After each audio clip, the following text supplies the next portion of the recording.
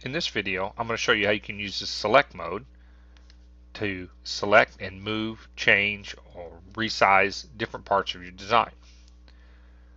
Click select and then click and drag a box on the objects you want to select.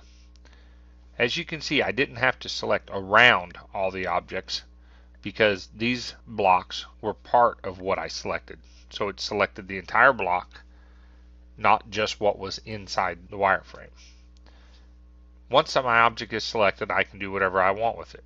I can move it. I can resize it, stretch it. If you click the center control, you can rotate and skew the items. Also, and let's say I want this slightly less bold. Select them through the select process as I showed you earlier. Right click, go down to change, satin width.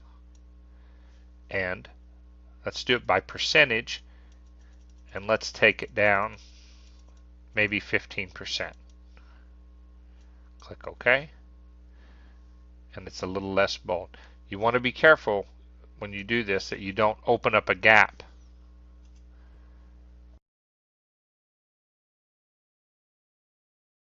And that's using select mode to edit your outline file.